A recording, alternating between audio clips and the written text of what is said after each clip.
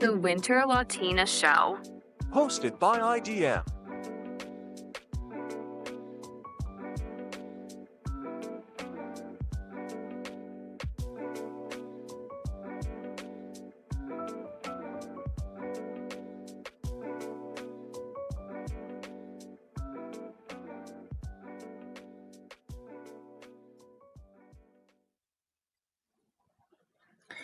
And we are recording everywhere, yes. So today we are not doing a live stream, so my life is a bit Coming easier. to you from the past into the future, as sometimes Exactly. happens. So So we're probably today, imparting our historic wisdom onto you from about a week. So not too much wisdom there. So we're super, super excited to have a very special guest on today's installment of the Winter Latina Show. This is Boris Malagurski, who is a Serbian-Canadian filmmaker, writer, political commentator. In addition to his own projects, he's worked for various international media in Serbia. For instance, he's participated in RT's documentary project, which was very popular. He's been described as one of the most popular young professionals in the film industry by some of these media sources. He's made several films. And so this is just a summary of his work. I think one of his most recent films received a ton of accolades, both in terms of audience reception and professionally in the film industry, in terms of film festivals and awards. I'm talking about Srpska.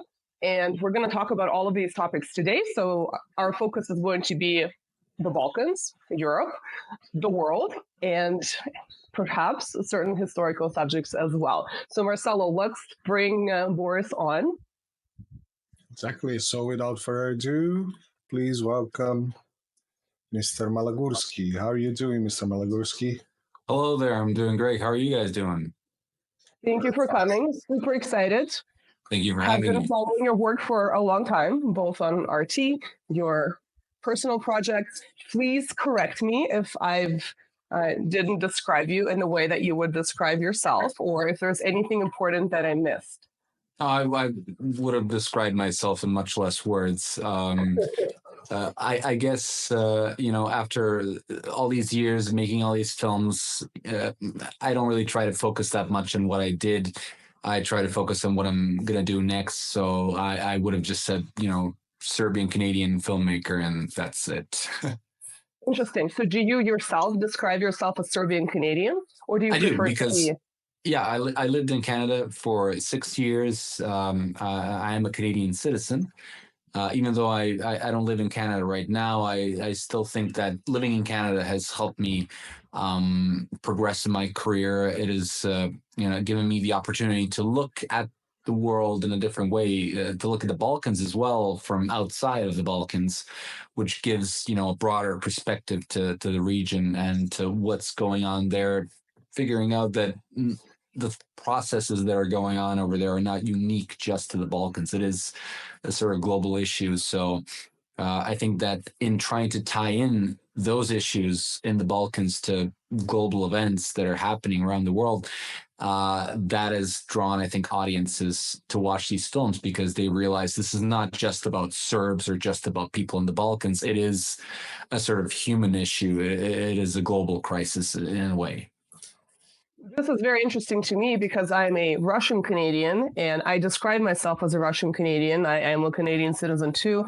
I lived in Canada for much, much longer, although I'm not currently there. And even though I am very attached to my Russian identity, it's difficult to disconnect from Canada completely because certain formative experiences happen there. And much like you said, you're looking at Russia from the outside. So I'm curious, beyond professional, your professional experiences, how else has living in Canada informed your life, your work, perhaps getting your education there? I'm assuming this is where you received your education in film. How else has it been informative for you? Yeah, I studied film at UBC. It's hard to say what it would have been like if I didn't go to Canada, what kind of person I would turn into. You're right. I too spent my formative years in Canada. I was there from age 16 to 22. So Can you hear me? Yeah. Yes. Seem to have been breaking up for a moment. So this is a very crucial time in the life of an individual, and I'm sure that living in Canada has broadened my horizons in the sense that I've already talked about, but it also brought me close to an industry, the film industry, which is very well developed in Vancouver, specifically where I lived. And gave me a sort of experience that maybe I wouldn't have gotten had I continued my studies somewhere in Serbia. Maybe I would have. I don't know. I just simply can't tell. But obviously, it has given me the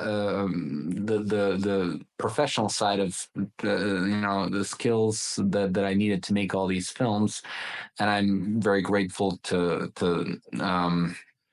all my professors at UBC who helped me become the filmmaker that I am. And at the same time, I also felt that the going into Canada solved this sort of issue for me that a lot of Serbs have, thinking that once they leave Serbia, all their problems are going to be solved, and just going to Canada or the U.S. or anywhere in the West is kind of going to the promised land, and there, all you have to do is like slouch to pick up the gold. It's like you don't have to work, you don't have to do anything. Everything is solved, everything is perfect there, and everything is horrible here, and will never get better. This is sort of the sense that people have in Serbia. And this is what I grew up with, living in Serbia, people telling me nothing's going to ever change here, nothing's going to be worthwhile here, you might as well just leave. And going to Canada, I realized, there's a lot of things that work better in Canada, obviously, but at the same time, it's not the promised land. It's not this country where all of these issues that we have in Serbia have been solved. As a matter of fact, there are issues in Canada that we don't have to deal with in Serbia, and Canadians do. And so, it's give or take. It's like there's good sides, there's bad sides as well. The bad sides definitely for me are a lack of, social cohesion, in the sense that people like to spend time with each other. People know how to relax. People, know how to have fun without, getting drunk every weekend and stuff like that. This is talking from the perspective of somebody growing up there from age 16 to 22. So, I had different ideas of how to spend my free time. Canadians had, ideas that I just didn't fit in with. So I didn't, enjoy that aspect of Canada that much. But I realized that I actually started valuing the time I spent with my friends more after living in Canada, because, here I really felt that people cared about, what I had to say, where I was going through, what I was feeling. You really had these really close friendships, and you could go into somebody's house and expect to get like drinks and food, and you would offer drinks and food to your guests as well. This was like really normal in Serbia, but in Canada it was like, really, strange and awkward. And I don't know, just people were more socially awkward in Canada. Not everybody, of course, but just on a general level, more socially awkward than here. And this is something that I just didn't like that much. Plus, the issues that people were dealing with in Canada, it never really struck me personally. And I also had this feeling that I was, living in Canada that had these first world issues. And while I had, my people in Serbia going through like really urgent issues that nobody was addressing that much. So I felt like I was more useful in Serbia. Is this what made you come back? Well, that and falling in love with this amazing girl who's now my wife and the mother of my two kids. I guess, coming to Belgrade in 2011, I believe, to make a film about Belgrade, I was looking basically for an excuse to stay here because I really wanted to stay. And then I fell in love, and she really wanted to stay, and I really wanted to stay. So like, well, it was meant to be, and I'm so glad I did, because, we have an amazing life together here. And people often ask me, like, do you ever regret going to Serbia? Do you ever feel like going back to Canada? I always say no. I don't regret it. I don't plan on going back there. I really like it here. I would go and visit there and maybe spend certain periods of time, but to be based in Canada again, it just doesn't pull me anymore. And maybe it will in the future, I don't know. But at this point, I'm really happy here, and I think that the quality of life here is actually better from my viewpoint than in Canada, because in Canada everything revolves around work. Even though I work hard here and I work quite a lot, life isn't defined by what you do. It's not, in Canada, when you meet somebody, the first thing people ask, oh, what do you do? It's like, what do you work? That's what defines you. That's the first thing I need to know about you. And then I can, base my opinion on you based on that. And it's quite normal to, ask people how much they make in Serbia. It's you don't ask anybody how much they make. It's like really rude.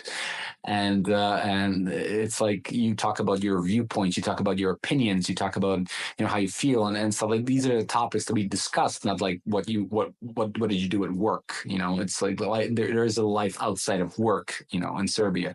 So I've actually met several Americans and Canadians, not Serbs who live there, but actual full-blooded Americans and Canadians who actually moved to Serbia because they like the living, the style of living here more than they do back home. So, and they talked about, the food being healthier, the quality of living, the free time they have to spend doing what they like. We make less money, but it's, the money you make, sort of everything is a little cheaper as well. So the money you make gets extended. It's like in Serbia, we really don't make that much money, but we somehow go on vacation every year, several times a year. We somehow manage to buy all these things that many Americans have as well. We make it in this fragile economy. And we eat healthier. You go down the streets of Belgrade, people look healthier. They look fitter. It's just, you go down the streets of some, random city in Ohio, and it's like a lot of overweight people, a lot of, sick people in the United States, overwhelming the healthcare system and all these things. So, and they say they live in the greatest country in the world. I don't really know what makes them the greatest country in the world, to be honest, because if you look at the statistics, they're not number one in anything except, the amount they invest in military hardware and just investing in military in general, and maybe our incarceration levels. Those are the two things that America is number one in the world. Everything else, they're way below a bunch of European countries. So, so I think there's a lot of internal propaganda, in addition to the way you described the myth of the West, people from Slavic countries, Eastern Europe, immigrating and then realizing that things are not perfect. They might be better in some regards, but worse in others. That's one thing. But there's also a lot of domestic propaganda about the garden, to quote Mr. Borrell from the European Union.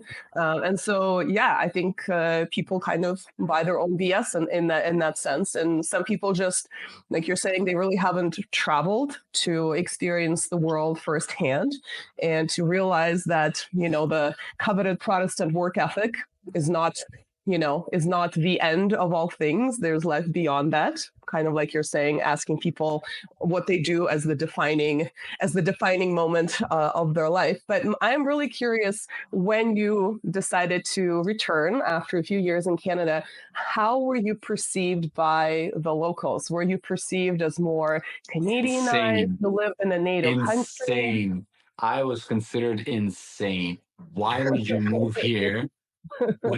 We all want to move there, and you can, and you did, and you can stay there. Why would you move back? And I remember being invited to a bunch of like discussions, Q&As and stuff like that, where people would ask me like, why should we stay in Serbia? Like, you lived there, why did you move back? And I remember this one guy raising his arm and said, why should I stay in Serbia? Because I don't have, money to drink, to buy myself a beer on the weekends. And I said, well, what do you, what's your job? And he said, well, I'm a student. I'm like, yeah, but what do you do outside of that? It's like, well, I'm a student. That's it. I was like, yeah, so you're spending your parents' money. You don't have a part-time job or anything. How do you expect to have money then to buy a beer? I mean, if you want to buy something in Canada while you're studying, you get a part-time job, you get a summer job, you do something, you earn your money and you buy something. Like if you went there, that's what you'd have to do. You know, that's what you would definitely need to do if you want to buy a beer, or for that matter, you know, live somewhere, have a roof over your head. You know, a lot of students have to work to study. They can't just, you know, a lot of people, Serbs generally don't work while they're studying. They live off their parents, right?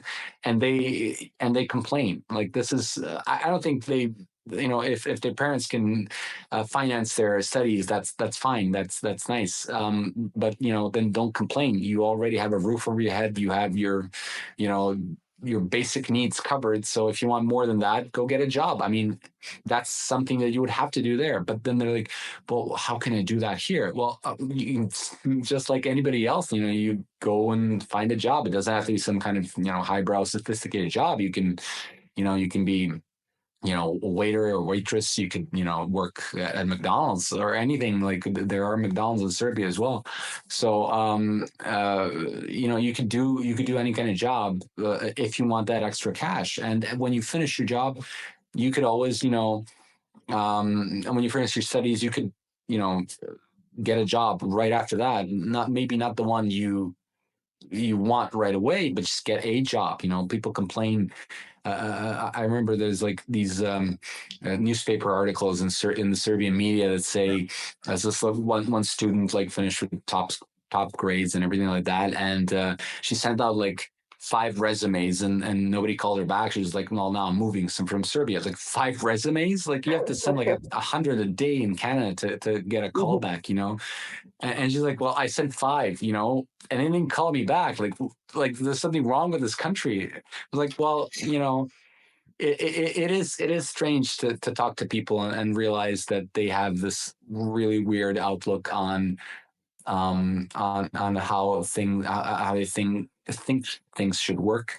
And the thing that fascinated me, for example, when I went to Mexico City to screen my film at Tec de Monterrey University, I remember all these students came up, Mexican students came up to me after the film. I think it was The Weight of Change 2.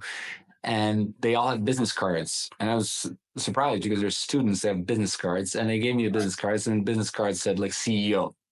So they're a student and they had CEO business cards. And it was like a really small business, like export, import, something really, really small. But they were the CEO, that they started their own business. They're a business owner, right? Or I'll assume maybe, you know, it worked out, maybe it failed. But they had this precious experience where they, you know, didn't spend their free time partying and just like doing nothing. They already started doing something. So this is a way of thinking that's close to me. Like, I'm somebody who really works hard, but who really plays hard as well, so to say. And I like to spend my free time, you know, enjoying talking to my friends, spending my time with family now more than anything, of course. And, you know, this is something that you can have in Serbia if you want to work hard. Of course, you can be successful in Serbia. You can be successful, I think, anywhere to a certain extent. And then for everything else higher than that, then you do have to be sort of involved in the social mechanics of any society and try to improve the things that need improvement. Yeah, it sounds like having this outside perspective is definitely necessary to understand that the grass may not be greener on the other side, but also things might work more similarly to where you live in terms of, you know, like you're saying, getting that work experience. But I'm curious, go ahead. If I may just enter here for a second, yeah, it's extremely interesting, this perspective, because I've, as a, you know, South American, a Brazilian, so Brazil as a country is a very rich country, but we do have a lot of you know, social difference there. So it's you know, moving out of Brazil is something that will build you a better life, let's say. Even I have a lot of friends living in Canada, in the United States, and a lot living here in Europe as well, and others even, you know, to the east, to China, to Russia. It's very interesting because for me, I never had the American dream. You know, my perception of the United States was, you know, the American dream was 3 jobs a day, you know, high blood pressure, high salt, high sugar. I mean, I do enjoy having a McDonald's every now and then. I don't lie, but even McDonald's, European it's McDonald's and natural. Asian McDonald's is better than North American McDonald's, by the way. No, It's Brazilian different. McDonald's is even better than That is any so true. McDonald's.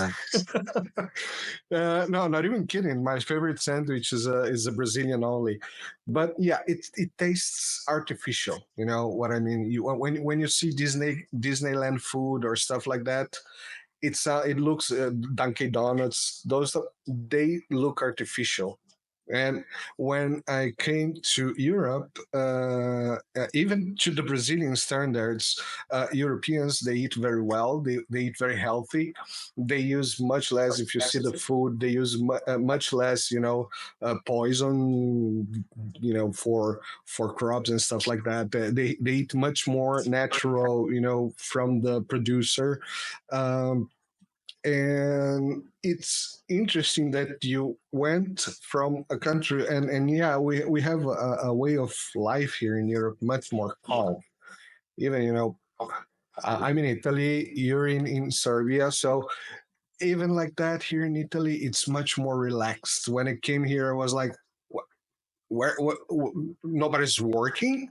What the hell's going on with these people? I come from Brazil. We have to work very hard because we make very little money, and so yeah, it took me a lot of time to start to get used to relaxing a little bit. And when you were explaining your experience, I was at the same time identifying myself at some points, and at the other points, I was identifying Brazil, much like the North American way of living. The last time I've been to Brazil, in Rio de Janeiro, where I'm from, the people, the Brazilian people who has been known by being, beautiful beach people, especially Rio de Janeiro, going to the gym every day, all that.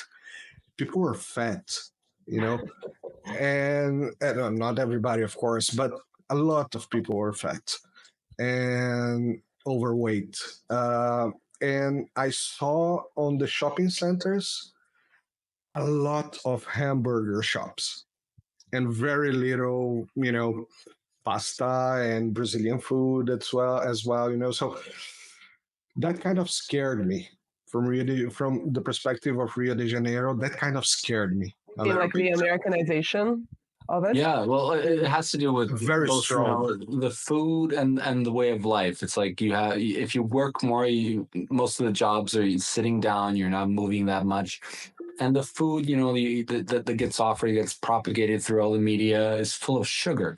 Right. I actually, in the past year, I lost 20 kilograms of weight by simply removing the sugar from the equation. So Congratulations. That's amazing. yeah, thank you. That's basically it. People ask me, "Oh, you lost weight. How did you do that?" I just stopped eating carbohydrates to an extent that it didn't influence my health in a bad way, and I've never felt better, and I try to move more. I try to go to the gym at least 3 times a week, and but I don't even think that the gym is what helped me lose weight. I think it was the food. I think the food is most of it, and this is what the moment the Americanization of the food system enters, you have overweight, people, you have obesity, you have diabetes, you have all these illnesses that have to do with sugar, with an unhealthy lifestyle. It's not happening just in Brazil, as you said. It's happening in China as well. The Chinese used to have a fairly healthy diet of rice and a few other vegetable based ingredients. Now they're all mostly going to McDonald's and all these fast food joints. So I think the fact that McDonald's and KFC and all these folks leaving Russia is actually going to help the Russian people's health. I'm kidding to an extent, because I know that these restaurants still stayed under different names, but Yes.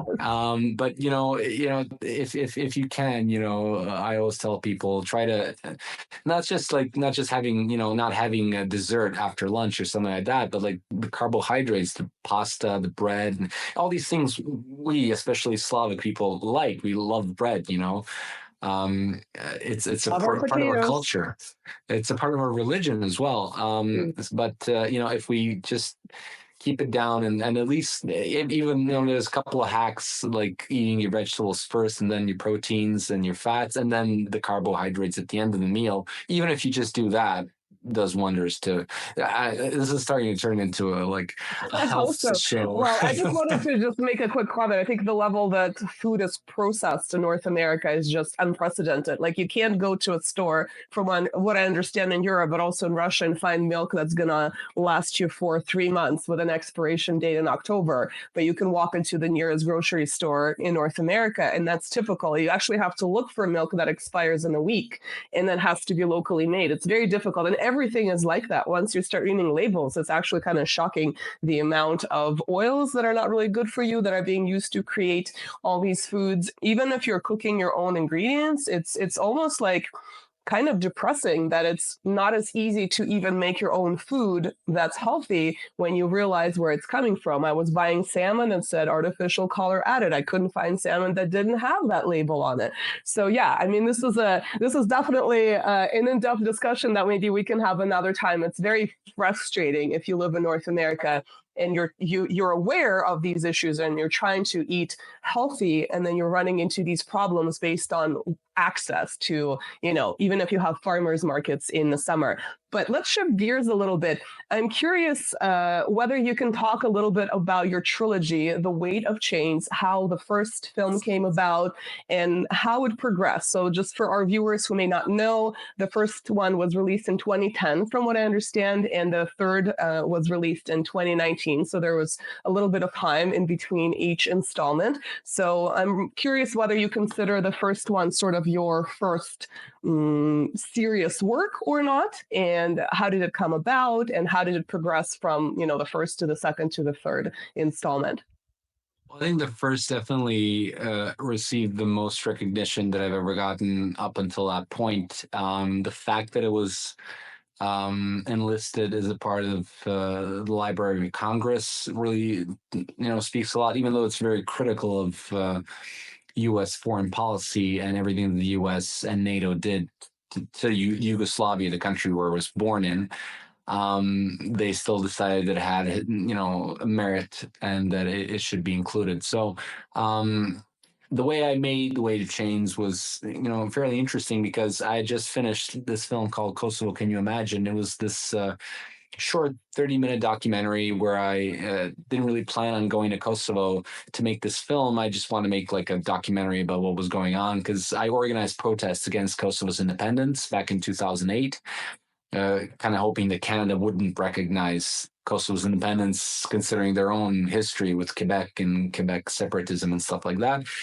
But when Canada did recognize Kosovo's independence, citing the reality on the ground, I was like, well, let's see what the reality on the ground really is. And then I started, contacting some people that I could interview. And this one guy who works at the UN asked the UN mission in Kosovo, UNMIK, asked me, sure, when are you coming to Kosovo? I was like, well, I wasn't really planning on going. He was like, oh, no, you have to come. Yeah, I'll show you around. And I eventually met through Scott Taylor, who's an amazing Canadian journalist who covered the wars in the Balkans. He introduced me to Princess Linda Karađorđević, who's a member of the royal family in Serbia, in Belgrade, who introduced me in turn with Mary Walsh, an Irish diplomat, who worked with the OSCE mission down in Kosovo. And Mary was, shocked at what she found in Kosovo, and she'd met a lot of Serbs there who completely, without any rights, and she drove me around Kosovo and showed me around and introduced me to all these people and their stories that I covered in the film. So it was this sort of whirlwind where I, had one idea, went, in a completely opposite direction, where I actually went on the ground and covered what was going on in Kosovo. And I was really happy that film got screened on, RT and Euro channel and all these other international channels. And after I made that film, I was like, well, this only covers a small piece of the story. It's like what's happening in Kosovo right now. What preceded all these events. And then you can't really cover Kosovo without covering all of Yugoslavia, because it's a part of the story of the breakup of this country that used to be a formidable power in Europe and in the world, and was one of the leaders of the non-aligned movement and had a really historical role to play. But I didn't have a budget. Like, it's one thing going to Kosovo and being driven around, and you can do that without a budget. Essentially, you just have a camera on you and you film. But this included much more travel, much more, archival footage and stuff like that. So I needed a budget. So I opened up a website, and I asked people, like, look, if you guys support the idea of this project, you can donate through PayPal. And suddenly people started donating, which was a really thrilling experience, because a lot of people were telling me, you're never going to make it. I set my budget, I think, at like $15,000, and people are like, nobody's going to give you 15. Yeah, you're a 20-year-old kid, who's going to give you $15,000 to make a film? I think in the end we raised like $22,000, and that's mostly thanks to Serbs from Australia who really helped out with this film, especially Branislav Grbovic, who I always mention whenever I talk about my career. He's an amazing guy from Perth in Australia, who actually organized fundraisers in Western Australia, where they showed my Kosovo movie and then collected donations for the next movie. So obviously the world premiere was in Perth, Australia, and we showed the film throughout Australia first, and then we went everywhere else. And it was it was an amazing experience, because in the film we actually showed footage of this village in Bosnia where Serbs and Bosnian Muslims, or Bosniaks as they're called today, lived together for centuries with no issues. And then suddenly with the end of the war and then the sort of partition of Bosnia, they had to move out. The Bosnian Muslims had to leave, and they were saying goodbye to their Serb neighbors in tears, and they were saying the best things about each other. So this really went, contrary to what the West was pushing about the Balkans, about how we all hated each other. And this war started because we all hated each other, obviously. When in the film, I actually described that the hatred was being manufactured to suit an agenda that was, in the end, very evident from everything that was happening from 1995, when the war in Bosnia ended, and from 1999, when the bombing of Yugoslavia ended, when most of these companies that were, bombed out were bought out by Western corporations. I mean, for example, during the bombing of Yugoslavia, whose aim was to help the Albanians, save the Albanians from the evil Serbs, they bombed the cigarette factory in the town of Niš in Serbia. Like, what kind of danger was the cigarette factory posing to the Albanian minority in Serbia? They were maybe dying from lung cancer, but it just didn't make any sense. They bombed out the cigarette factory. It was later bought out by Philip Morris for pittance, and these were just a few examples that I made in the film to show that the reasons behind it were economic. And besides Strobe Talbot, he was assistant Secretary of State, Deputy Secretary of State under U.S. President Bill Clinton. He actually said that as the world was moving towards the neoliberal economy, Belgrade seemed to be delighting in moving in the opposite direction. And it was Yugoslavia's resistance to the broader trends of political and economic reform, not the plight of the Kosovar Albanians, that best explains NATO's war. I believe that's an exact quote. So, there's a lot of stuff that we've been told about Yugoslavia, about Serbs, about all these countries in the 1990s. And I just felt that, the story needed to be told what really happened. And this was very personal for me, because when I lived in Canada and people asked me where I'm from, I would say, Serbia, and say, "Oh, Serbs, you guys are all war criminals. You attacked all these countries. You were the main cause, the only cause of everything bad that ever happened in the Balkans." Like, well, I was a kid back then. I was a teenager, and I didn't know that much. I was like, well, I better do my research so I know how to answer all these attacks that I'm getting out of nowhere. And people, or people didn't know. They were like, "Oh, is there war still going on there?" They just had no idea. So I was like, well, let me make this film that I can sort of carry around with me when people say like, "Oh, what's going on there?" It's like, yeah, here you go. You can watch this and, spend 2 hours of your life if you really care. And actually, for years after I made The Weight of Change, they used to actually carry the film around with me wherever I went. And when people ask me, it's like, here you go. That's why I made it. So there you go. Mission accomplished. Yeah, I think the way you combine sort of more modern footage with historic archival information is really fascinating, the way you kind of weave this narrative together from different strands. And personally, again, as a Russian Canadian, I would credit Serbs that I've encountered in Canada for opening my eyes to the fact that the narratives that I saw on Canadian television were a little bit different from what was actually going on the ground. Not even so much the Russians. I mean, that came a little bit later. So I think that was really an important part of my own political development. So it was very interesting to me. And so what was, how should I phrase this? What was the progression from The Weight of Change 1 to The Weight of Change 3, because it seems that you're going to broader subjects in sort of the final movie in the trilogy beyond the Balkans. Yeah, well, in the first part, I talked mostly about the war and the political side of it. In the second part, I talked more about the economic aspect of what happened after all these wars ended. So basically how Yugoslavia was economically colonized. And I'm very happy that I managed to interview, some really big names, from Noam Chomsky to Oliver Stone to Michael Parenti to all these, other amazing individuals and professionals and public personalities that had, opinions that had weight. And it is called The Weight of Change. But in the third part, I wanted to focus more on the nature side, the biological, so the way that we're being destroyed biologically. And I think this is really important because our natural environment in the Balkans is under attack, and it's been under attack for the past couple of decades. I mean, when we talk about the bombing of Yugoslavia in 1999, rarely is the impact on the environment discussed, and rarely is it discussed that how much depleted uranium was dropped on Yugoslavia and the impact it had on our health and the impact that remains to this day, because depleted uranium takes billions of years to decay. So it's something that's going to stay virtually forever in this region.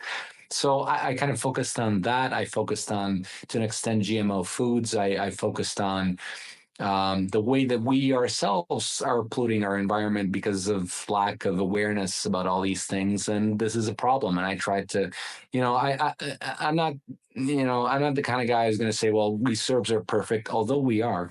I'm going to say, like, yeah, we faced amazing, struggles, and we faced grave injustices, but we are to blame for some of the things that are happening to us as well. And it's constructive criticism. It's not to say that we're, bad people. We're great people, and there's good and bad people everywhere, of course. But it's to say that these are the things we can improve on. These are the things we can change for the better. And that's sort of more the motive behind The Weight of Change 3, is to say that, yes, there was this huge thing that happened to us. There was this huge injustice. But first of all, if we talk just about all these powers that are against us, it is sort of, demotivating us. It's sort of putting us in a position like, well, these powers are so big, we can't resist, so we might as well, just accept it and maybe complain, and that's it. What I'm trying to say is, yes, these things happen, but we can change it. There are examples of countries that have been able to resist, to very effectively try to, beat these big financial institutions. And this is what I talked about a lot in The Weight of Change 2 as well. I talk about the example of Iceland, a tiny country, because in Serbia, we often say, like, oh, we're too small, right, to resist any sort of big pressures. We're not, Russia, we're not China. We can't, go against the whole world if we want to, although we did several times and kind of held our ground, actually, quite successfully. which makes us pretty amazing, obviously. We can change things for the better in these regards as well. Iceland, a nation of 330,000 people, rejected the IC package, rejected the IMF, the World Bank, rejected these major powers, the UK, the Netherlands, and all these special interests that had their claws in Iceland's in the economic system of Iceland. And they've thrived ever since. We look at, for example, and then we say, yeah, but Iceland is like, an island in the middle of nowhere. We don't even have access to any sea. How are we supposed to be? We're dependent on everybody. And then I always mention the example of Hungary. I mean, Hungary doesn't have access to sea, and yet they've kicked out the IMF. They're trying to have a sovereign politics. You can't be completely sovereign, and no country can be completely sovereign. Not even North Korea. Even they have relations with other countries around the world, and they have to have good relations with China and other countries. So not even North Korea, which is like completely sealed off, right? Most of the rest of the world, even they have to have good relations with some countries, and even they have to sort of surrender at least a bit of their sovereignty. So it is impossible to be completely sovereign. But what we need to figure out how to do is to be independent enough so that the policies that a government enforces in your country do not go to the detriment of your own people, and that they work, in fact, for the betterment of your people. And this is especially true when it comes to the economy. I'm an economic nationalist. Absolutely. I think the national economy should work for the people where you live. And this is something that should be very non-controversial. Yet when you talk about, the ways in which rich countries, is what I talked about in Wage Change 2 as well, the way that rich countries became rich, they have been doing all these things they tell us small and poor countries not to do. They tell us don't, protect your economy, when they were very much protecting their economy while they were becoming rich. They say that, oh, you should embrace foreign investments, when they were limiting their foreign investments when they were starting to get rich. So they tell us all these things. Why? Because they don't want competition. They don't want partners. It's like we often hear our politicians say, well, we want to be partners with the EU. The EU doesn't want partners. They want satellites. They want countries that they can control, countries where they can dump their dirty industry, which is what I talk about in the Wage Change 3. They want countries where they can, have cheap labor to work in their companies and their factories with very loose labor laws that they can manipulate, and, using corruption, get countries to basically allow them to put diapers in their workers so they don't have to lose time going to the bathroom. So this is stuff that's happening in Serbia, for example, and a South Korean owned company called Cultura. This is what the relationship has to be. If you ask Western countries, if you ask NATO countries, and this is just something I wanted to address in all these films and say that, I'm not anti-Western. I'm not anti, Western values. And I firmly believe in what the West professes to be their values. I just show in my films that what they're doing mostly that isn't in line with those values that they, proclaim. It's something quite different. Yeah, I think exactly as you said, the neoliberal ideology promotes competition until they're no longer at the top, which is why there is this hysteria around China, because China started to lead the way in various industries. And now we really have to stifle China's development in its access to various technologies, which of course ultimately ends up helping China become more sovereign in developing their own, their own technologies, et cetera. Yeah, it's really kind of fascinating. But it sounds like you keep coming back to economics and economic impetus. Would you put that, maybe international corporations, neoliberalism is obviously informed by economics, higher than geopolitics and, let's say, NATO's projection of power, going back to using Kosovo as, in my opinion, a glorified military base? So Well, I are think economics higher than geopolitics? I mean, obviously they're intertwined, but what is your opinion from all of these investigations? Well, I think that NATO is just an army of the Western political elite. I mean, what they do is they're not like, it's not just like global domination for the sake of global domination. It's global domination so they could reap the economic benefits. This is what has been driving empires throughout the world, right? It's not just like, oh, we're going to go and civilize the world. No, we're going to, take their resources and build up our economy. So NATO is behaving very much the way the British Empire's army behaved back in the day, creating all these army bases around the world. And these bases make it very hard for countries to rebel, to try to impose, different policies, because they can always very easily coordinate either a coup or some sort of takedown of the government through other means, using, their US aid and other NGOs like the National Endowment for Democracy, or, just like flat out using media manipulation to basically brainwash populations into thinking that the ruler that is actually good for them is actually against them.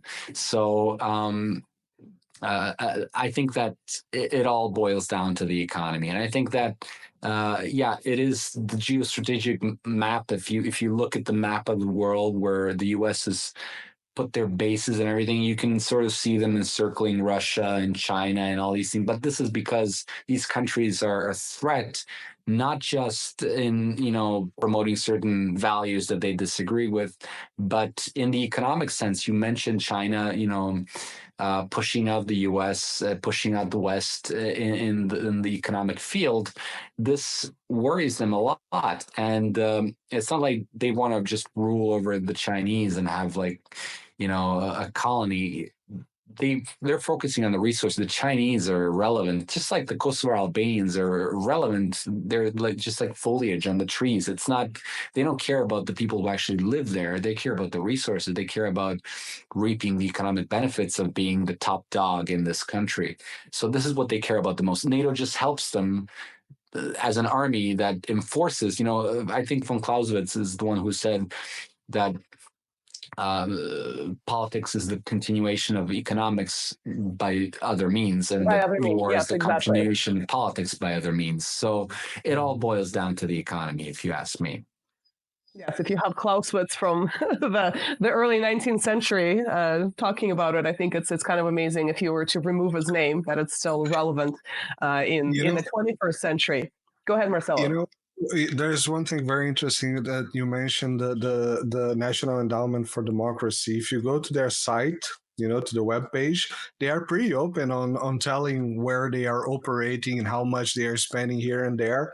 The most amazing thing is that, they are the National Endowment for Democracy, right? You would imagine that they would be operating in countries that are not democratic, like Russia, like, China, like Iran. And in reality, they are not operating there, but they are operating everywhere else in the democratic world.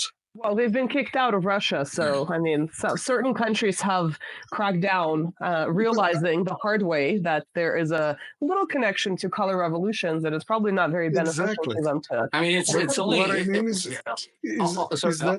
all you have to do is look at what Alan Weinstein, who was the first director of the National Endowment for Democracy, said in the early 1990s, that a lot of what the CIA did covertly, the National Endowment for Democracy does overtly. So, he made the connection. It's like, we don't really have to say anything about them after that, but a lot of people don't know that this was what the NED is doing, and they actually think that they're fighting for democracy, when in fact, they're just fighting for America's interests, because they're the one, payrolling the whole thing. So do you see any parallels in sort of this broad domain that you've outlined between what's been going on in Ukraine since 2014 and the Balkans? Absolutely. I think the method is basically the same. And I think I really feel bad for the Ukrainian people, because they voted for this politician, or rather this actor who became a politician, or the other way around, whatever you feel like saying. They voted for this guy who pledged to end the conflict with the Russians who were rebelling in the Donbass region. A lot of people don't know that the conflict in Ukraine didn't start in 2022, and this is something that's almost forbidden to talk about in the Western media. it started way back. It didn't even start, if you ask me, in 2014 with the coup in Kiev, with the Maidan revolution, so to say. I think it started even before that. I think it started in 2008 when George W. Bush invited Ukraine to join NATO and said that Ukraine should join NATO. And the fact that, Westerners who think that, well, why shouldn't Ukraine, join NATO? Why is that a big deal? I was like, you could always tell them, well, why shouldn't Russia have nuclear missiles in Cuba? What is the problem with that? When in fact the last time the Soviet Union had an idea to put nuclear missiles in Cuba, Washington freaked out, and it was like we never came closer to nuclear war.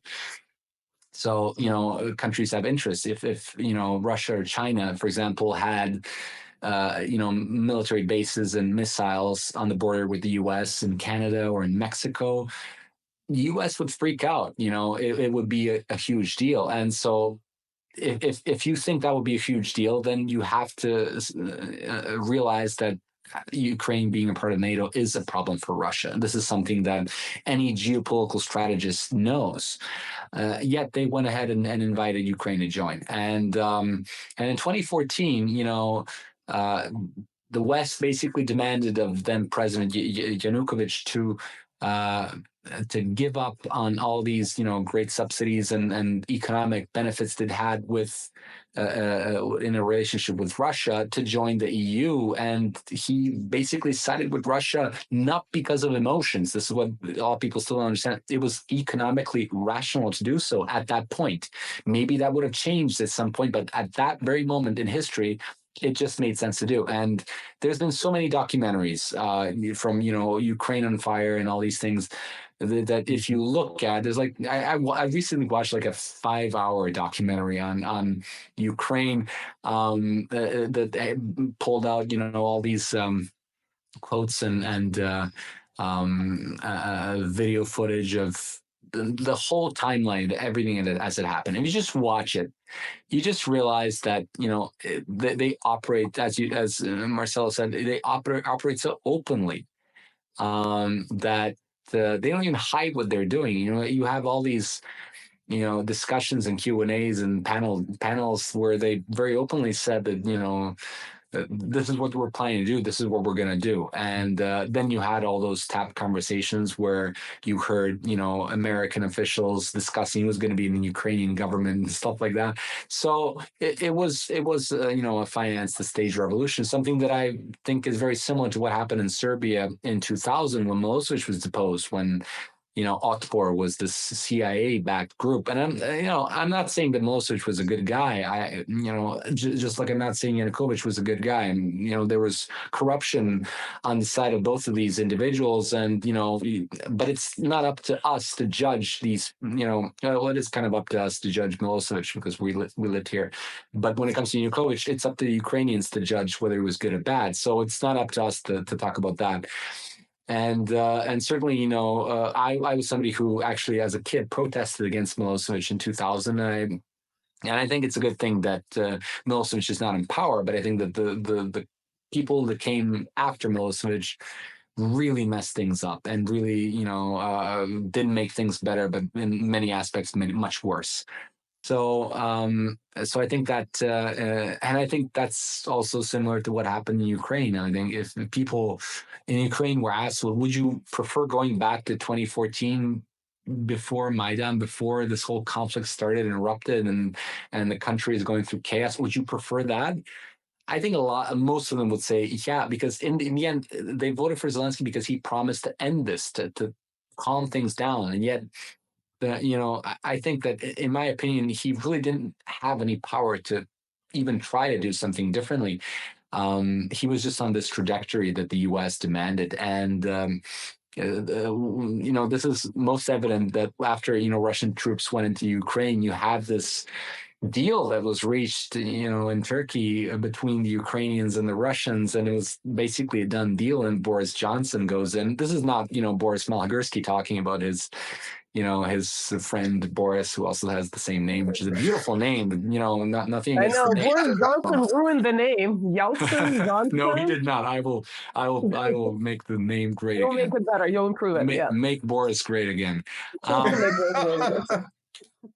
Gonna be huge. But I can't do a Trump impersonation. I'm sorry, but this is not me talking. This is I can't remember his name, but it was the chief negotiator of the Ukrainian It was side. the Israeli. Well, there was also the Israeli politician who participated, and there's multiple sources who released this information. For me, it was the Ukrainian negotiator. He said it. It's like if the Ukrainian negotiator said this, which kind of doesn't paint a very nice picture of the Ukrainian side, and it shows them to be clearly powerless. If he confirms that this happened, it happened, So, and why did it happen? Well, I think the reason was same reason what happened in Yugoslavia after, all these bombings and wars and coups. You had all these corporations that went in, and the same thing is happening in Ukraine right now. You have Zelensky basically signing off the reconstruction of Ukraine to BlackRock and all these, Vanguard and big investment companies that have already bought a huge chunk of Ukrainian land, that are investing money together with the U.S. government into Ukraine that never really goes to Ukraine, but goes to American defense contractors and manufacturers. And it's just a money laundering scheme. They say they're helping Ukraine, but the money goes back to the U.S., to all these companies. And then Ukraine gets stuck with the debt, right? That they can never repay back. But what they can do is give all their companies, give all their industry, give all their land. Ukraine is the breadbasket of Europe and the world, in a sense. This is their most valuable resource, and they're giving it away. And what really pains me is that the Ukrainians voting for Zelensky, they maybe thought that they were really voting for the character Zelensky was playing in the show. Who actually, I think there's an episode where the IMF demanded these horrific terms from Ukraine, and the character I can't remember what he's called in the series, but the character of the president of Ukraine that Zelensky is playing basically tells them to F off, and just like Ukraine is not for sale, and they're not gonna allow them to humiliate them and all these things. And then he throws the papers out, and it's like this huge dramatic scene, and the media were like, wow, he's our guy. And then right after Zelensky actually comes to power, he accepts all the terms of the IMF. Like, just accepts all of them. So, the Ukrainian people have been duped. They voted for this guy to end the conflict with Russians living in Ukraine. They wanted to live in peace. And they got, this guy who kept provoking Russia, who kept furthering NATO's agenda in the region. And, it's a very unfortunate turn of events. And I really hope that a lot of people would just stop and try to analyze the situation cold-heartedly, and not just getting into a heated, moment where they're like, oh, this is us against them. No, it's like the people there are dying. And I think anybody with half a brain in their head realizes this ends with some sort of negotiated settlement, something that could have been done with Istanbul, and it didn't get done because the West sabotaged it. And I think in the end, it's going to come down to some sort of agreement. I hope that's what happens. The alternative is like an escalation, which can end with a nuclear conflict. And this is something that people do not want. I hope most people do not want. Do you think the elites are just milking the conflict, even though the situation on the ground is pretty obvious? Or do you think they're that reckless that they are not as cognizant of the nuclear component as they should be? I think they're thinking that nuclear war is not an option. And I think that they truly believe that this is not something that's going to happen. But, throughout history, I believe there was 22 occasions when we almost had nuclear war. 22. So, there were lots of glitches. There were lots of, misinterpreted situations where people were, thinking that it's happening. And then, we came, I think it was Stanislav Petrov who came like really close to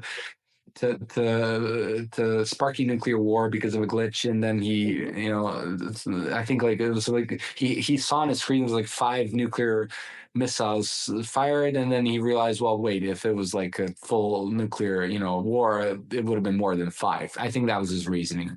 I'm a little weak on the details, but I know we came really close to it. And what people don't realize is, when we are living in a situation where there are very high tensions, when there is a real threat of nuclear war, that just scared them enough into realizing that in these situations and heightened tensions like we had the Cold War, it doesn't really take a clear intention for the war to start. It can be a matter of, just a simple glitch of, they're firing at us, so we'll fire back, but they're not actually. But then by the time you actually fire at them, they have to retaliate. And then you have, people don't realize how scary nuclear war is. And the Americans did all these experiments back in Marshall Islands. This is what I talk about in The Weight of Change 3. To see how radiation affects people. That was a time when they thought, well, maybe we can survive this somehow. Let's figure it out. Let's experiment on these island people, because they're not really people, they're savages. This is how the U.S. consider them. So let's experiment on them, and they, had horrific results. I'll just say that the worst thing that I've heard of all the stories. And I mean, if you're, have a weak heart, just ignore this for the next 10 seconds, or put, fingers in ears. They had like this effect that was like baby jellyfish, the babies that were born, human babies that resembled jellyfish more than they did resemble humans. And they were breathing, they were still alive, but they were like jellyfish. So radiation bad. That's just you can put it if you're Hiroshima and Nagasaki were not enough of an experiment to realize that it's not very good for people. And they did all these things, probably thinking, well, maybe we could survive this. And then they realized, well, wait, you have nuclear winter, which is what happens when enough nuclear bombs explode. Then so much of this, hot air and smoke gets released in the atmosphere that it basically blocks out the sun, and we get, even a nuclear autumn would create a huge mess with the crops and all these things, and people would die of hunger, and it would just create a mess worldwide. So, and if we had a full-blown nuclear war, so it's not just the people who are dying in the immediate vicinity of the blasts. It's like you would kill off most of the world's population through hunger and starvation. In the northern hemisphere, which is where most of the countries that have nuclear weapons are. So, it's like this horrible scenario that should be very evident to all these people. I think they're thinking that, well, it's probably not going to happen, so let's just see how far we can push it. But I think at some point they are going to say, well, we've milked this thing enough. This is what they did with, Iraq, with Libya, with Syria. They had these campaigns, and then eventually they were like, "Oh, let's move on to the next one." So I think it's coming to an end. I hope it's coming to an end. I hope that's what's coming. And I think that the new U.S. administration, I'm pretty sure that, the Biden administration is not going to have a second term. I don't think Biden's going to be the candidate. I think he's going to pull out very soon, maybe even tomorrow, or maybe already did. I don't know. Maybe it's happening now. Yeah. By the time, we're filming this, he might be replaced. But I still think that, Trump is going to probably win, unless if there's like, another attempt on his life, or a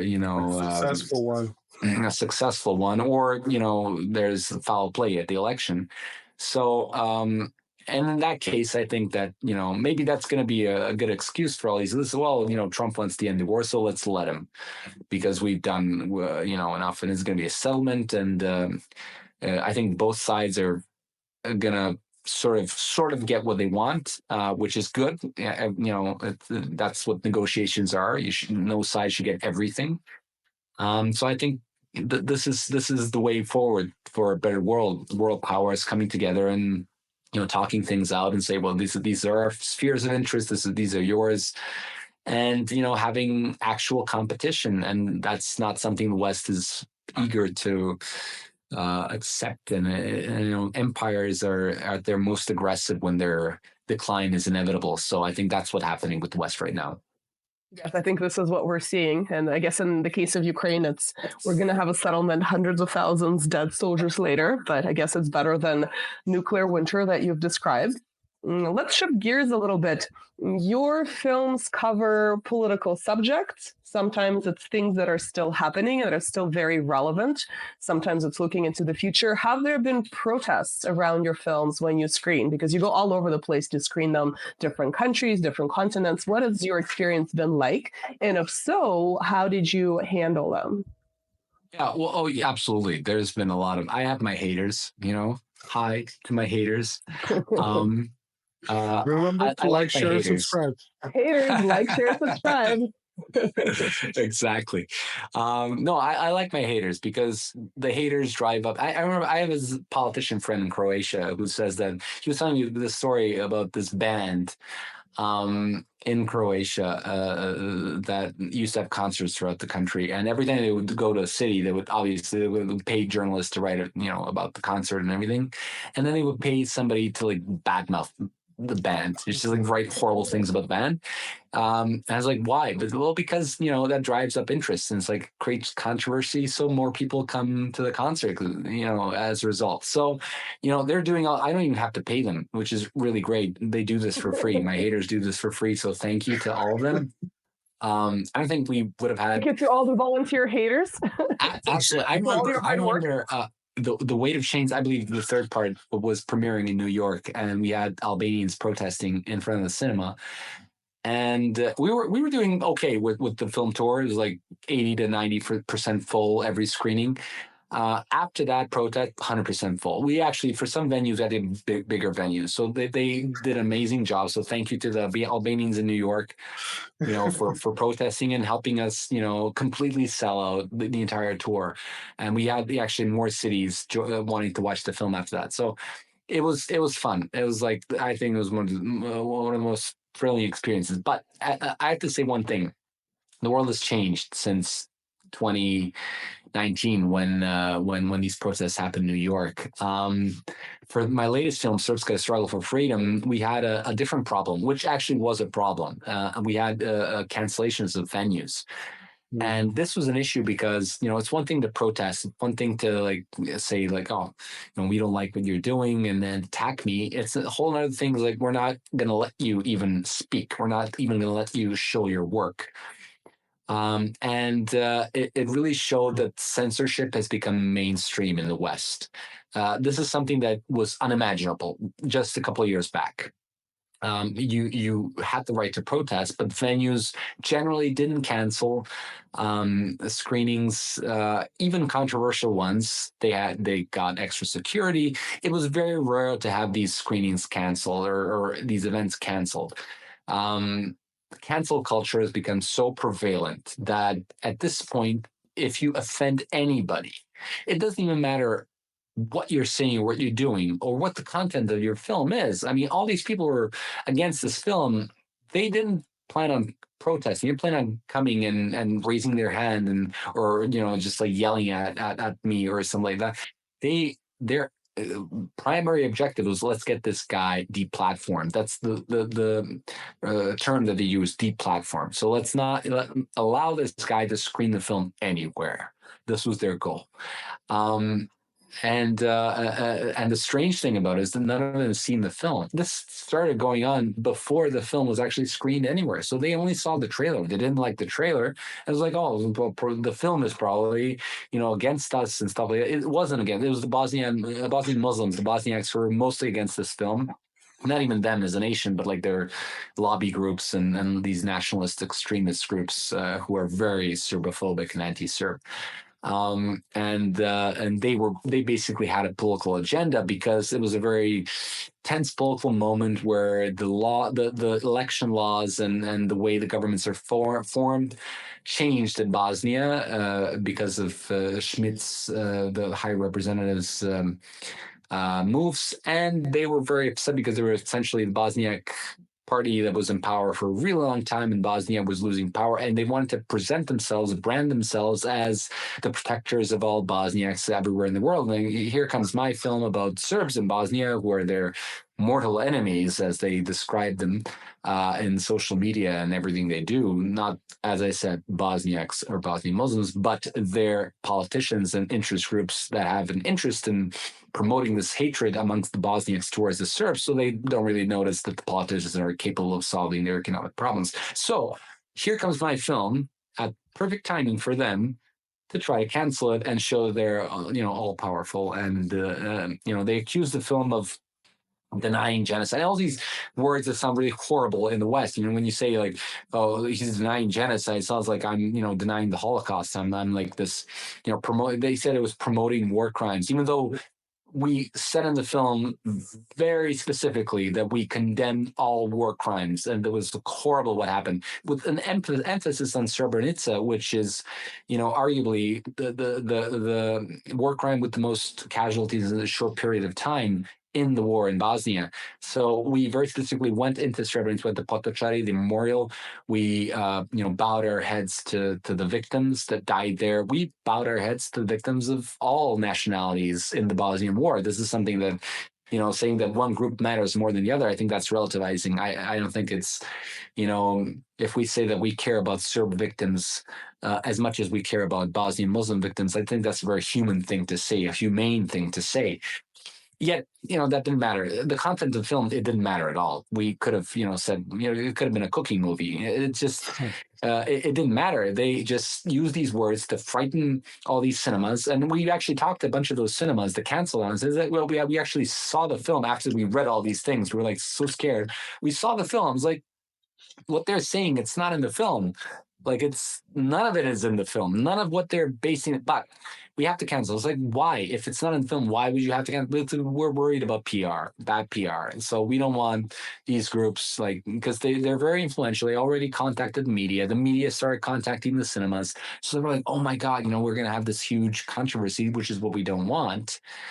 And it's like, but aren't you guys, you're cinemas in the West where it's all about, freedom and freedom of speech. And, especially if there's nothing wrong with the film, if there's nothing, illegal, I'm not promoting anything illegal. There's nothing shouldn't you stand by your values? There's actually this one cinema in Dortmund in Germany. The head person of the cinema was brave, and she said, you know what, we've been getting a ton of emails, and they terrorized these cinemas. They were phone calls, there were emails, there were constant pressure. There were even terrorist threats. There was this one guy who threatened to burn down every cinema that dares screen the film in Switzerland, for example. He wasn't even a Bosnian Muslim, he was an Albanian. But he was, really upset because, he also doesn't like Serbs. And this is what, he has in common with the Bosnian Muslim extremists that were attacking the film. So there's this one woman in Dortmund in this Sinistar who said, we're going to screen this film no matter what. We saw that there's nothing wrong with the film. We believe in freedom of speech. We're going to screen this film. It's like, wow, this is like amazing that this is happening, that, you have this example. And then the Albanian guy burned down the cinema.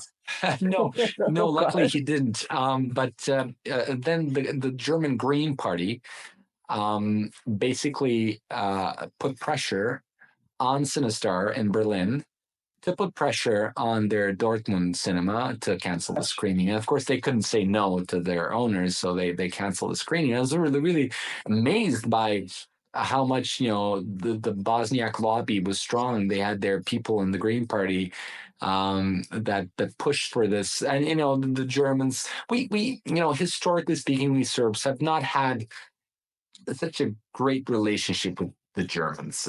So it wasn't that hard, I'm assuming, to get the Germans, to do something against us Serbs. I think this was very easy thing to do. And maybe it's not even just the Bosnia. Maybe they're just, we can upset the Serbs. Let's do it. Why not? But this is one thing they didn't count on, and that's you're going against Serbs. So Serbs are incredibly. They have this thing called inat. It's like doing something in spite of the consequences, no matter what the consequences are. It's like, they threatened to bomb our bridges in 1999. We have parties on the bridges. this is who we are. So I think we're a little crazy in that regard, but I like us that way. I like that we're crazy that way. So I said to myself, look, I can do two things. I could just like admit that that they've won. They've canceled most of our venues. I could just do like that. You know that film, The Interview, from like 2014 or something, with like the American movie about Kim Jong-un, about these journalists going into North Korea to interview Kim Jong-un, and like North Korea had all these like cyber attacks on Sony Pictures, and they threatened to attack cinemas in the US, and the film crew was like, oh my God, like this huge American production company, Sony Pictures, was like, oh my God, they're threatening cinemas. They're, doing all these attacks on us. So let's just release the film online, right? So I thought about that. Like, maybe I can just release the film online. But to me, that was like, I would admit defeat, right? I would be like, I was pressured to do this. I didn't want to do this. I like my Q&As. I like being with the people. I like presenting the films.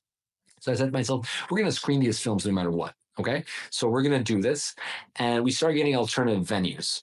And we started getting venues where we warn people, look, this is what's going to happen. This is what they're going to do to you. And if you don't want to do it, just tell us right away, And we found venues brave enough. We found, cinemas. We found cultural centers.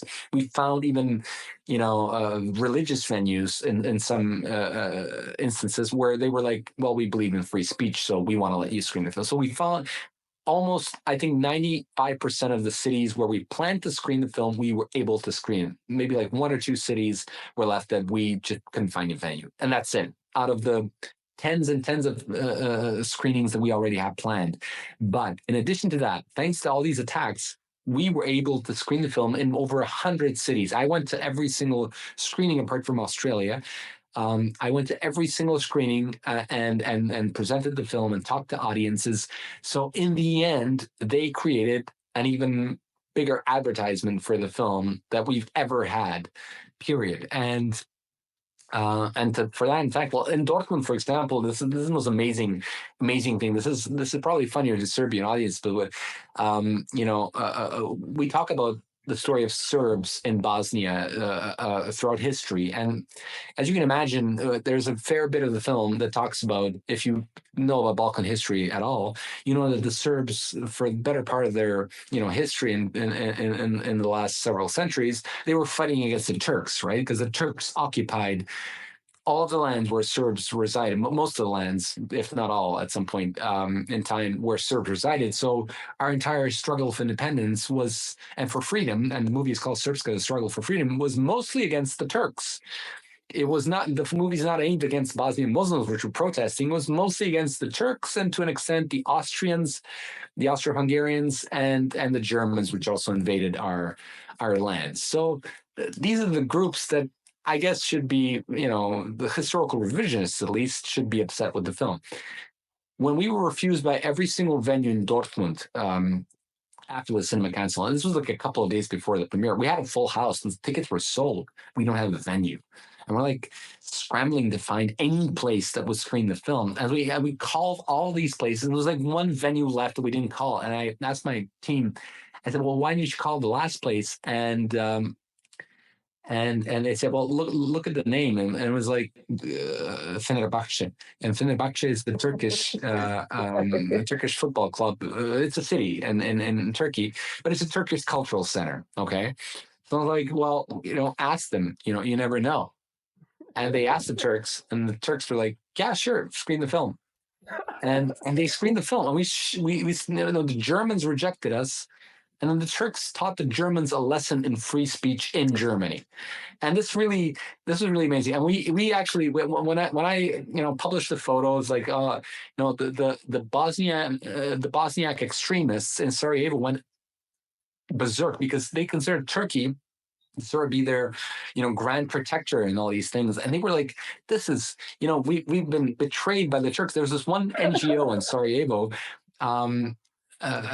He was like, the Turks have betrayed our people, and his name was actually Murat, which is a Turkish name. So the guy has a Turkish name. He's like running against the Turks, and this to me was almost surreal in what was happening. But in the end, we managed to pull it off. and we really taught these guys a lesson. Don't try to do it again. I mean, yeah, you can get a venue canceled. I can get any venue canceled if I wanted. I have like 700,000 followers in social media. If I really wanted to like terrorize a cinema, I could tell all my followers, look, everybody just call the cinema, send them emails, and we'll get a screening canceled. But why would we do that? Like, why?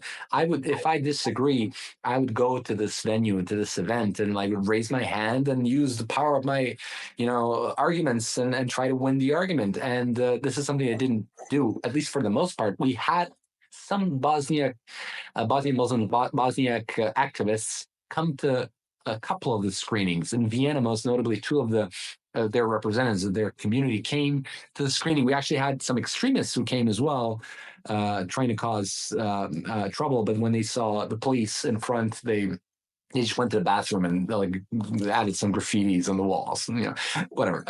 But these two activists, they came in, they watched the film, they raised their hand afterwards, and it's like, well, we were expecting to see this like Nazi promoting like fascist film, promoting genocide and war crimes, and then the things I've been accused of. It's a show by itself. But and then they said, well, but it's not actually at all. Like, this is just a film about Serbs, about their history, about their rich tradition, about it actually it condemns the war crimes, it condemns all these bad things, and it says it never should have happened, and all these.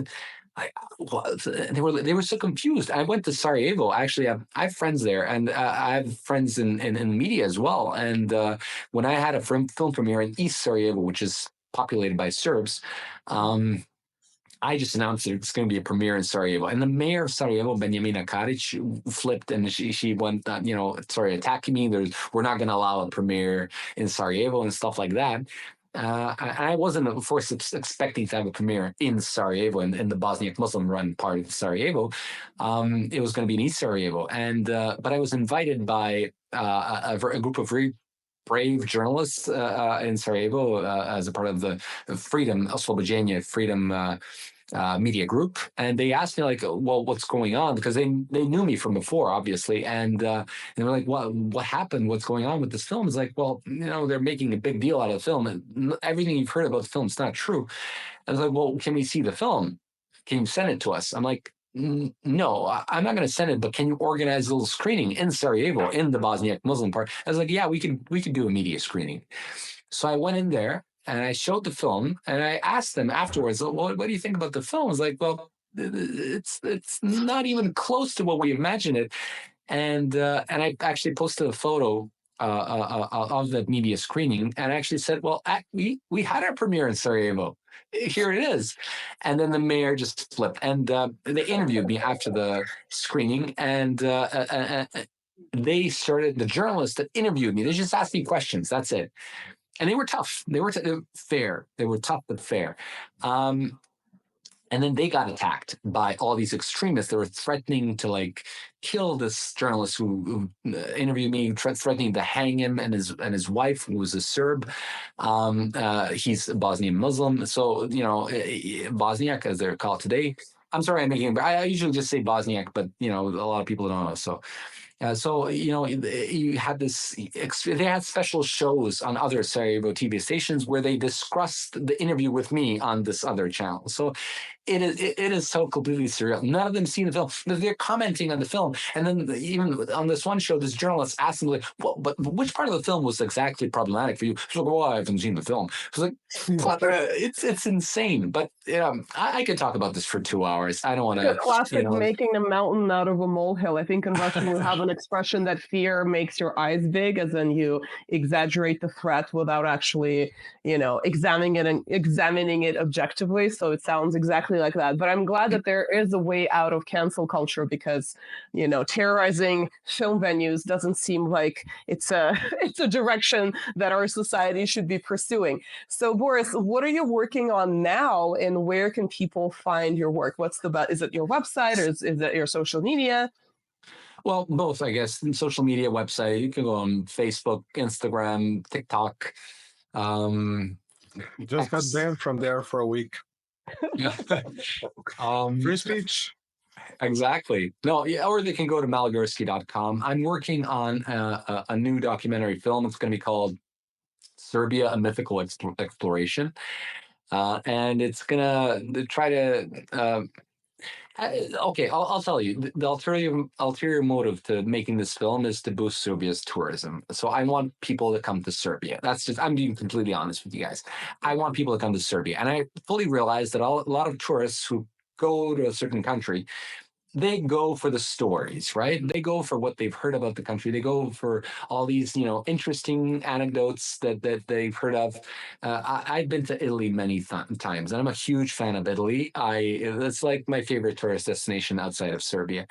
And but what I've realized, you're walking around Italy, and it's a stone, right? It's just a stone, right? It's nothing spectacular. But then they add this, plaque next to the stone. It's like, Caesar touched this stone, right? Or Caesar had, this idea of whatever. And there's like a billion, Japanese tourists taking photos of the stone. So it's like, and I realized we have stones, right? We have lots of all these fun things like rocks and they're very, very ancient. We just have to label them appropriately. Absolutely. And so a lot of people don't know that vampires are actually a part of Serbia's mythology, and we all sort of associate vampires with Romania, with Transylvania, but we actually own that story. So I actually thought it would be interesting. That's just the most notable one, but there are lots of other interesting stories. Why not combine them into one movie, which gives us an excuse to go over all of Serbia and present all of our natural beauty and our traditions and our culture and our food and all these amazing things about this country, and show people like, okay, we may not have beaches like Rio de Janeiro, which are spectacularly amazing, and nobody else has beaches that great. We may not have architecture on the level of the Kremlin or and all these things. Okay, we don't have that. We have nice architecture. We have nature that is great, that is beautiful. We have stories. We have people. We have something that we can market to the world and maybe inspire them to come and visit us, because all of the people that I've talked to that have ever visited Serbia, and I asked them, like, what is it that you like the most about Serbia? And they say, it's the people. It's the people, just talking to people here, just getting to know Serbs who live here. That was their number one impression of Serbia. So for that to happen, they need to actually come here. And for them to come here, we can't just market, the architecture, the natural beauty, and all these. We'll do that, but it has to be connected to something bigger than that, and that those are the mythical stories that we have that have inspired generations throughout history, and they're really interesting, really fun, and some of them are really funny, and I think that people are going to enjoy it. I actually applied for funding from the Film Center of Serbia, which may have been a futile thing to do because I've never received any funding from the Film Center of Serbia. Maybe because I'm not a member of any ruling political party, and this may be, an issue. But in any case, I don't complain that much. I complain a little bit. I am Serbian, but not that much. I decided to open up donations. So if people heard what I just said about the film, and they think, hey, that's a good idea. Even if they're not Serbian, they just think, well, let's help this guy trying to promote his country. They can go to malagurski.com and click on the PayPal link and donate towards this film. And it really means a lot because our film team is very young.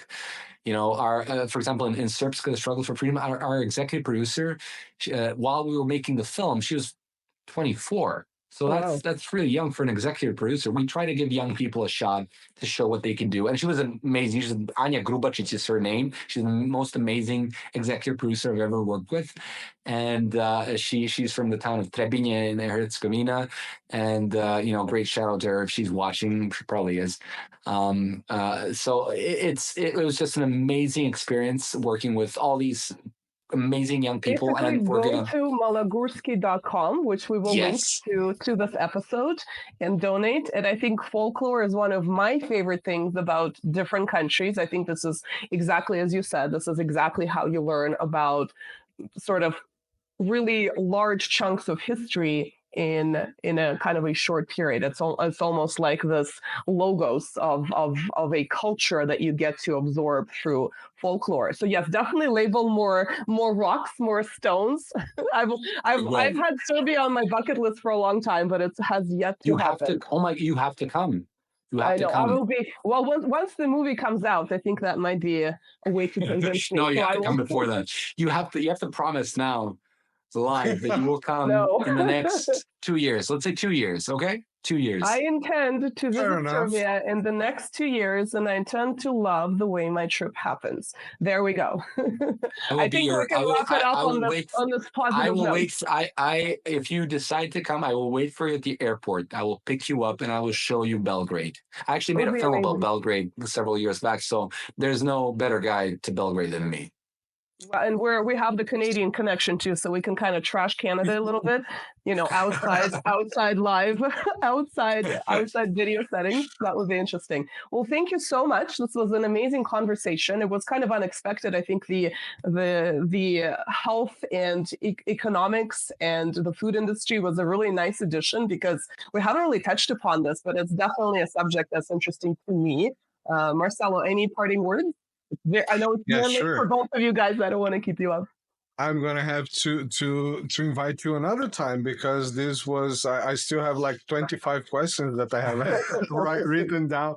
We'll try to go through the next 5 in the next interview. No, probably we can do 2 perhaps. No, but that's the thing. You ask me a question, you have to cut me, you have to stop me, right? Because I can talk nonstop.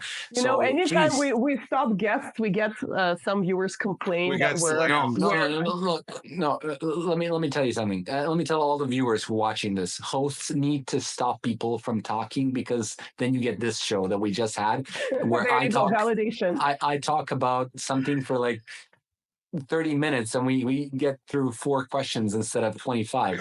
Okay, so but very in depth. I think it's very, very elucidating. But yes, so don't you dare touch these hosts. They're really good hosts, and let them stop people from talking. Let them do it, and don't complain about it anymore. There you go, guys.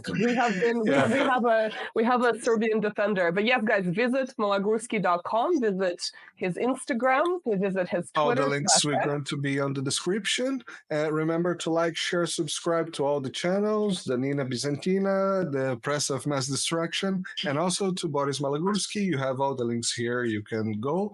And thank you very so much for coming. This was awesome. Thank you for inviting me. It was a pleasure. Anytime you like, give me a call. I'm here.